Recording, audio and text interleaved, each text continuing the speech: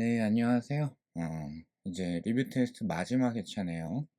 자, 1번 문제 보시면은, 조건이 A가 이제 측정을 했을 때, 미온 입자 PQ가 동시에, A가 보기에 이제 동시에 발생을 해서, 그래서 둘 다 같은 속력 0.9C로 5를 향해서 오다가 점 5에서 동시에 소멸을 하였다. 이렇게 되어져 있죠. 자, 이걸 이제 B가 측정했을 때는 어떻게 되냐? 자, 그럼 이제 기억은 뭘 질문을 한 거냐면 동시성의 상대성을 질문을 한 거고요. 특히 한 지점에서 발생한 사건은 누구에게도 똑같다. 즉, PQ가 발생했다라는 거는 다른 두 지점에서 발생을 했지만 5에서 동시에 소멸했다라는 거는 한 지점에서 발생한 사건이기 때문에 B가 봐도 점 5에서 동시에 소멸을 해야 됩니다. 근데 이제 B가 보기에는 O 자체가 B를 향해서 이렇게 이동을 해오기 때문에, 그쵸? 따라서 P는 찔끔만 가면 되고요. Q는 반면에 엄청 많이 가야 되겠죠. 따라서 동시에 이 5점에 도착해서 소멸을 하려면 Q에서가 먼저 발생을 해야 돼요. Q가 먼저 발생을 해야 된다. 따라서 기억은 맞다. 자, 니은번 P의 속력은 0.1C이냐? 요거는 상대성 이론에 따른 상대속도.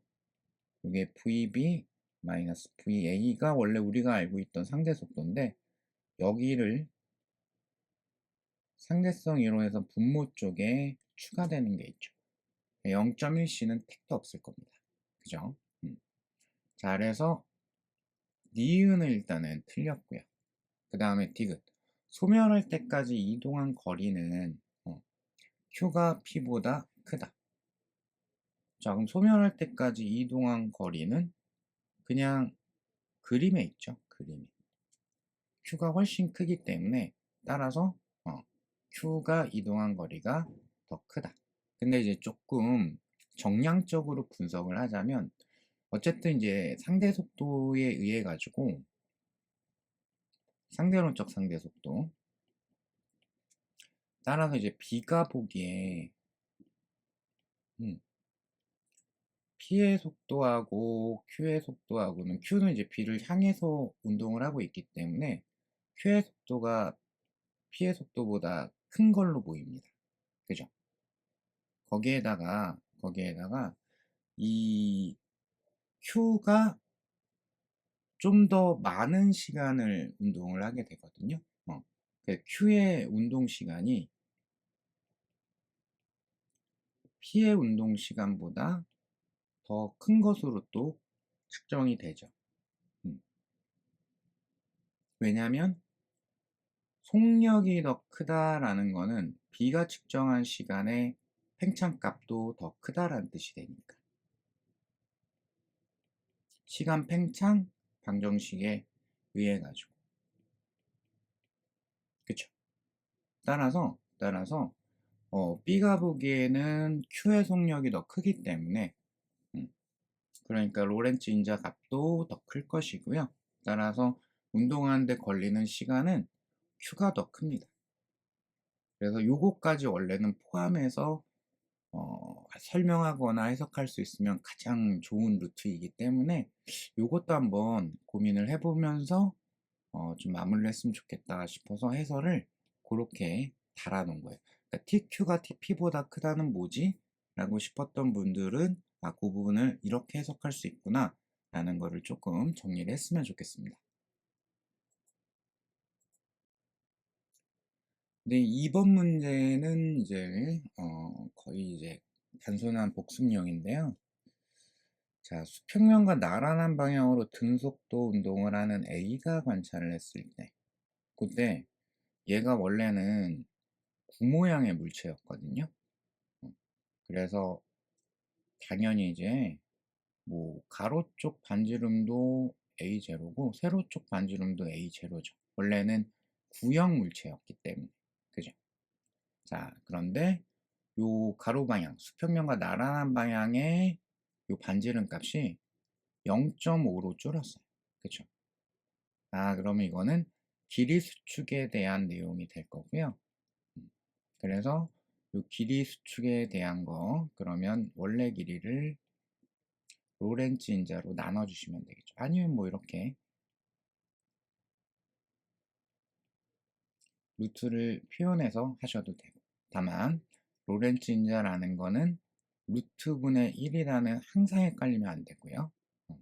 자, 따라서 그러면 로렌츠 인자 값이 얼마라는 얘기가 될까요? 그러니까 딱 절반이 됐기 때문에 얘가 2가 됐다라는 뜻이죠.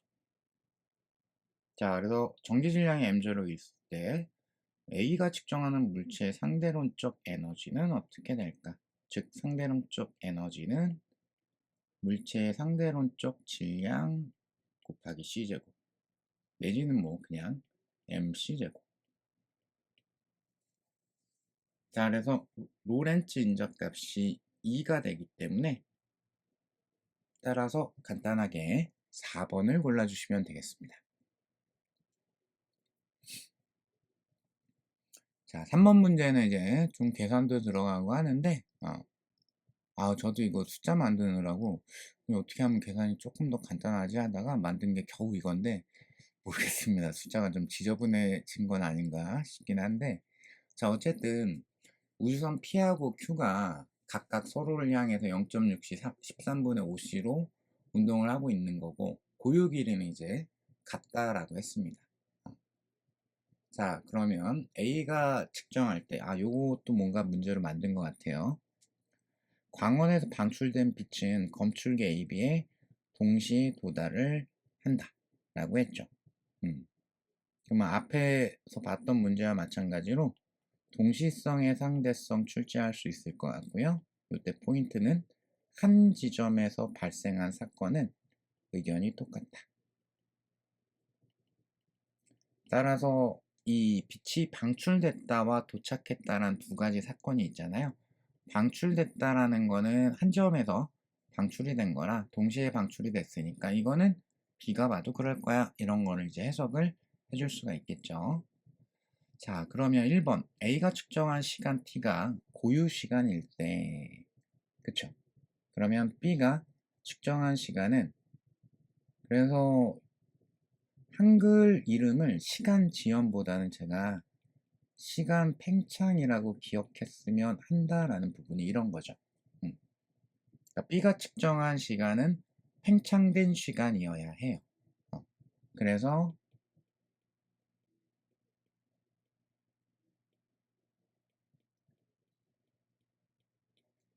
이렇게 이제 표현을 할 수가 있고요. 또는 뭐 로렌츠 인자로 표현을 하면 로렌츠 인자 T0 이런 식으로 되겠죠.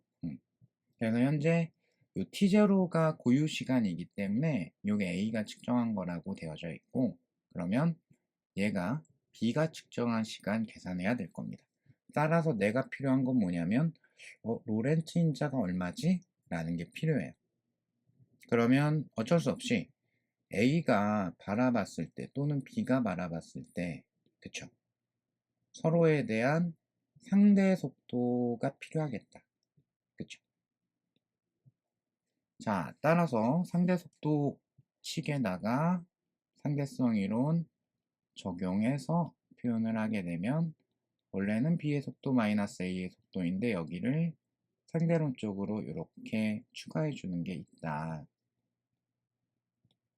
자, 그러면 B가 A를 바라봤을 때의 상대 속도 값은 어떻게 될까? 그러니까 상대 속도를 계산하는 이유는 상대 속도는 관찰자 입장에서는 자기 자신은 정지하고 상대방만, 대상만 운동하는 걸로 보이는 속도잖아요.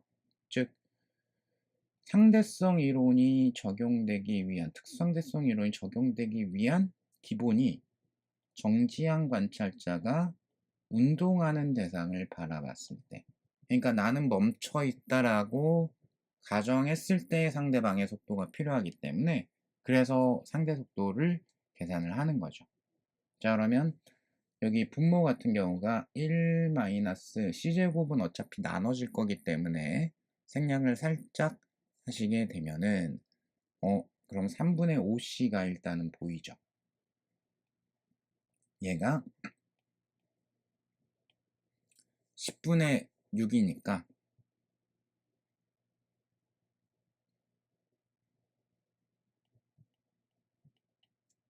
3분의 5c가 아니라 5분의 3c라고 해야 되겠죠. 자, 그래서 여기가 5분의 3c. c 지우기를 해놓고서 제가 계산하고 있네요. 자, 따라서 5분의 3 곱하기, 자는 이제 반대 방향이니까 마이너스 13분의 5 이렇게 들어갈 수가 있고요. 자, 요거 분의 그러면은 a 내지는 p의 속도를 플러스로 현재 잡고 있으니까 그럼 0.6 마이너스라서 플러스가 될 거고요. 그래서 여기가 13분의 5 얘만 0.6으로 쓰면 조금 웃기죠. 5분의 3 더하기 13분의 5 c 이렇게 되겠죠. 그래서 요 숫자 계산을 이제 해야 되는데 자, 따라서 여기가 이제 8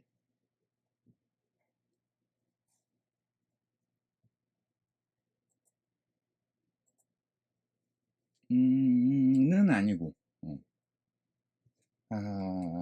내가 만들고 숫자가 너무 지저분하다. 근데 더 좋은 숫자를 못 만들겠더라고. 자, 그래서 여기가 그러면은 5, 3, 15, 65분의 그쵸?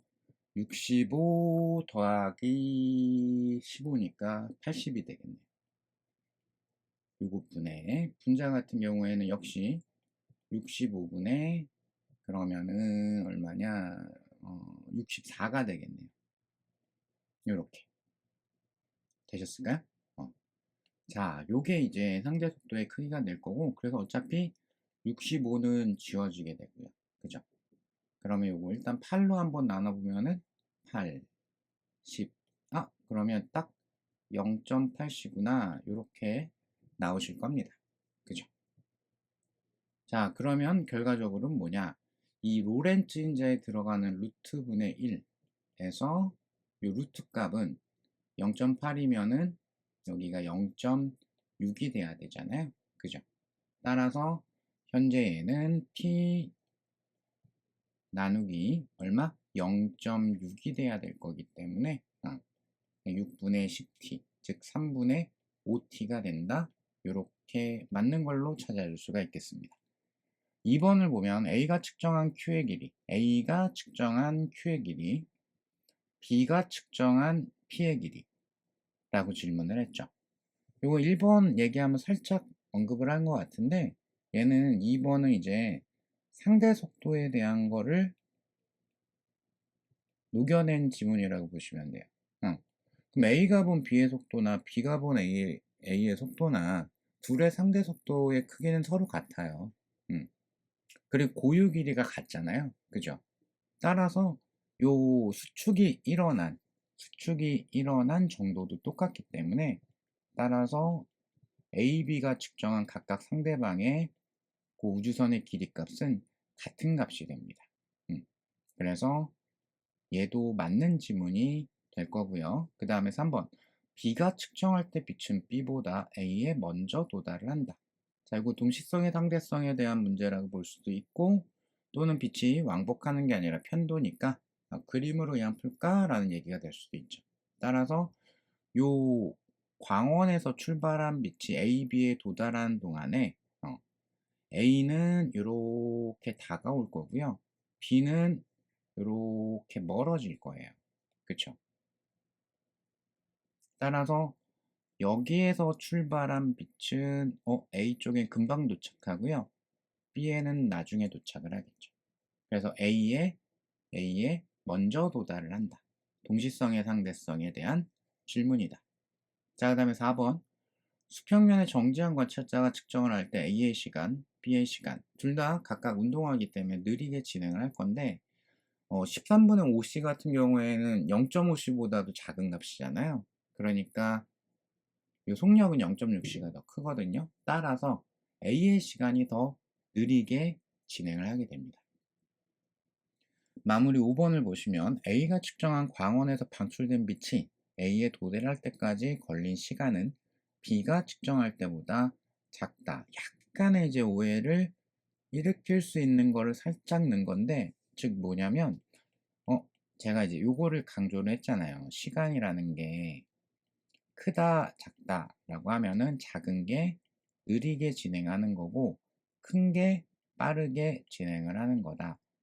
그러면 B가 보기에 A의 시간은 느리게 진행을 해야 되기 때문에 따라서 A가 측정한 시간값이 더 작아야 되는 거 아닐까? 이런 착오를 일으키려고 한 거고요. 그 착오를 방지하는 게 뭐였냐면은 3번이었죠. 그쵸? 그래서 얘는 틀린 거예요. 그래서 기계적으로는 어떻게 하시면 되냐?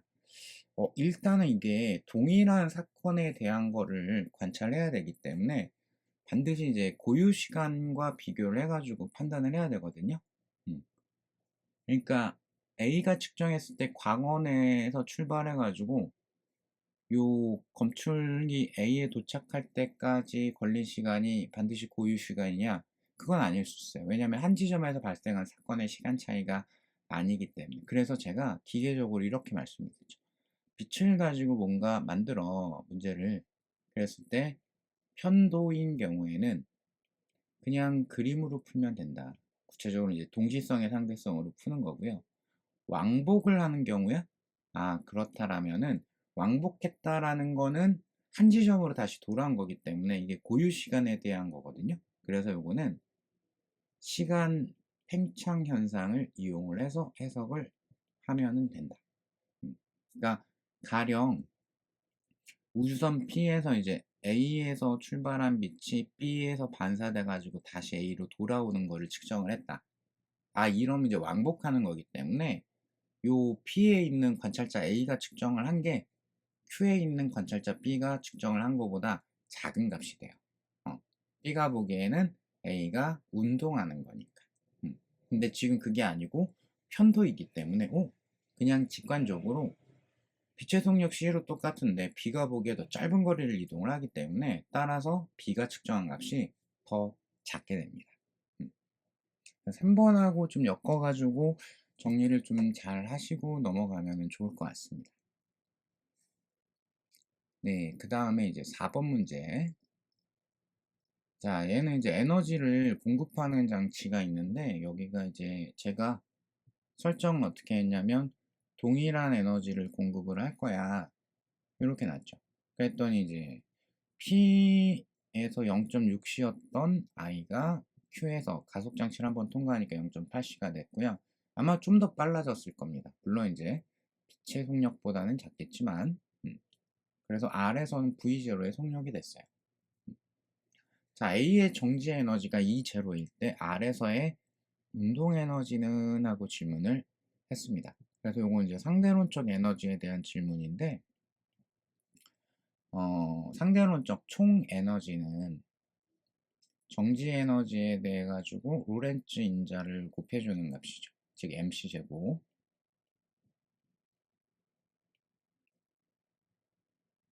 자, 그런데 얘는 이제 어떻게 생각을 또 할 수가 있냐?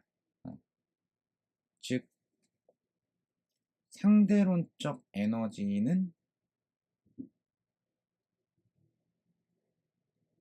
운동 에너지에다가 정지 에너지를 더한 거라고 생각을 할 수도 있겠죠. 운동 에너지가 정지시키는 데 필요한 에너지라고도 해석할 수 있으니까. 그렇죠. 그럼 정지 에너지에서 이 정지 질량은 일종의 상수이기 때문에 얘는 사실상 에너지가 증감을 할 때 고정된 값이 돼요. 그렇죠. 그러면 결과적으로는 이 가속 장치를 통해 가지고 공급된 에너지는 운동 에너지에 보탬이 되게 되는 거예요. 자, 이런 걸 이제 우리가 얘기를 할 수가 있고요. 어쨌든 그럼 이제 PQ 사이에서 공급된 에너지는 이제 얼마가 될까? 요걸 이제 살짝 생각을 해보시게 되면은 공급된 에너지 같은 경우에는 그러면 PQ에서의 이 입자 에너지 차이만큼이라고 할 수 있지 않을까요? 그죠? 또는 PQ에서의 방금 전에 설명한 것처럼 운동 에너지의 차이만큼이다. 그럼 이제 제 해설치 같은 경우에는 이 전체 에너지의 차이값으로 표현을 했고 이게 어차피 똑같기 때문에 운동 에너지의 차이값 스타일로 표현을 하게 되면 일단 P에서는 얘가 현재 이제 0.6이기 때문에 로렌츠 인자가 그러면 0.8분의 1, 8분의 10, 즉 3분의 5가 되죠. 그리고 Q에서는 0.8C가 되니까 로렌츠 인자가 그러면 0.6분의 10, 0.6분의 10이니까 여기가 거꾸로 했네요. 여기가 3분의 5죠. 이렇게 제가 암산을 참 못하네요. 얘는 이제 0.6이니까 루트가 0.8이어서 0.8분의 1, 즉 8분의 10이 돼야 되니까 4분의 5가 되겠다. 이렇게 되겠죠. 그러면 요 공급한 에너지라는 거는 운동 에너지 차이값만큼이다 라고 표현을 해도 해설치하고 똑같은 결과가 나오게 됩니다. 즉 4분의 5 마이너스 1 요거가 원래 운동 에너지였죠. 그죠? 그래서 얘가 그냥 이제로라고 쓸게요. 정지 에너지니까. 요거랑 누구의 차이값? 3분의 5 마이너스 1 이제로. 요거랑 둘의 차이값. 그죠? 그래서 어차피 1 지워지기 때문에 동일한 계산이 됩니다. 그죠? 그래서 얘가 12분의 5 2제로다. 이렇게 나오죠. 자, 최종적으로는 그럼 R에서의 운동 에너지는 어떻게 되냐? 라고 이제 질문을 했기 때문에 그러면 현재 요게 조금 안 보이실까봐 입자 에너지는 로렌츠 인자 곱하기 정지 에너지인 거잖아요. 그러면 이 정지 에너지 부분이 이제로에 해당이 되기 때문에 요만큼이 그러면은 로렌츠 인자냐? 그러면 안 되죠. 그죠? 이거 현재 운동 에너지의 증가분을 이제 표현을 한 거라서 이런 식으로 하시면 안 돼요. 요게 이제 약간 실수하기 좋은 부분이고, 그죠? 그럼 이거는 뭐냐면 추가분이에요. 추가분. 그쵸? 자, 따라서 요 Q에서 0.8C일 때, 0.8C일 때의 운동 에너지 같은 경우가 그러면 3분의 5 마이너스 1 2제로이잖아요. 그죠? 그래서 여기에다가 12분의 5를 이렇게 추가해주면 A란다. R에서의 운동 에너지가 되는 거죠. 그러니까 딱 이제로만 보고서 이런 걸 로렌츠 인자 이렇게 하면 안 되고요. 로렌츠 인자는 이 루트 값이 1보다 작기 때문에 로렌츠 인자는 1보다 큰 값이 돼야 되죠. 그죠? 자, 그래서 숫자만 이제 계산하시면 3분의 2 더하기 12분의 5가 될 거라서 그러면 12분의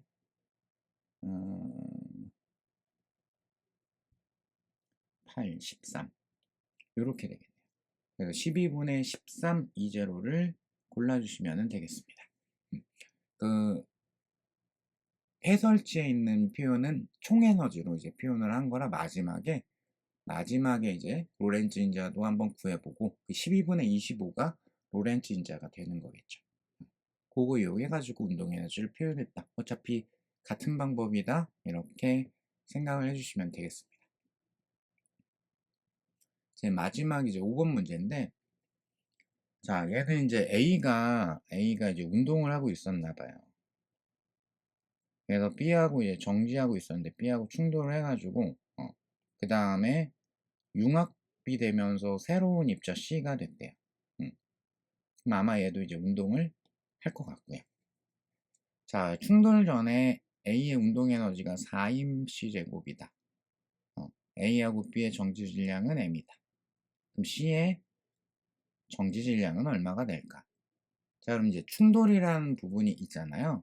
그래서 이런 이제 아주 미시세계 입자 같은 경우에는 항상 탄성 충돌이에요. 그냥 쉽게 얘기하면. 컴퓨터 산란에서도 언급을 했던 걸로 제가 기억을 합니다. 그래서 운동량 보존돼야 되고요. 그리고 에너지도 보존이 돼야 됩니다. 자, 그럼 이제 먼저 운동량에 대한 거를 조금 써보고 싶으면 충돌 전에 A는 운동하고 있었기 때문에 운동량을 이제 가지고 있었거든요. 그죠? 그 A의 운동량이 원래 얼마였지? 이거를 좀 표현을 하고 싶은데, 그럼 이제 상대성 이론에 나오는 식들을 생각을 해보게 되면은 이 운동량이라는 거 표현되어 있어요.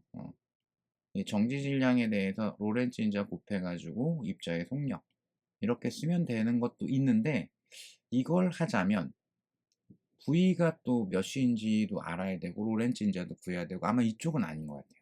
그러면 여기에 큰 가장 핵심적인 테마는 뭐냐면 에너지를 표현을 할 때 이게 MC 제곱인데 이렇게도 표현이 된다를 꼭 기억하셔야 돼요 라고 얘기를 했거든요.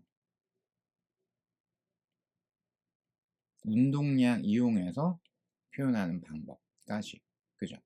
자, 그러면 충돌 전 A의 운동 에너지가 4mc 제곱이다. 여기로부터 알 수 있는 거는 뭐가 되는 거죠? 그럼 정지 에너지를 더하면 총 에너지가 되는 거죠. 5mc 제곱이 되기 때문에 이 5가 충돌 전에 A의 로렌츠 인자에 해당이 될 거예요. 그죠?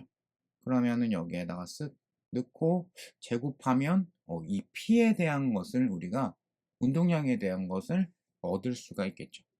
이해되실까요?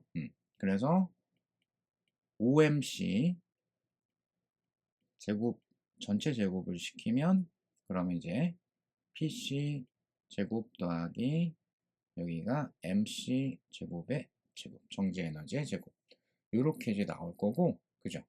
따라서 이 A의 운동량 C 제곱이라는 부분이 그러면은 24 그죠? 24 MC 제곱의 제곱 이렇게 되죠. 되셨을까요? 따라서 A의 운동량 같은 경우는 충돌전이 얼마다 라고 할 수가 있다. C를 하나 지워주면 되는 거기 때문에 C 제곱을 지워주면 되는 거기 때문에 그죠? 그러니까 루트 24 MC 이렇게 되겠죠.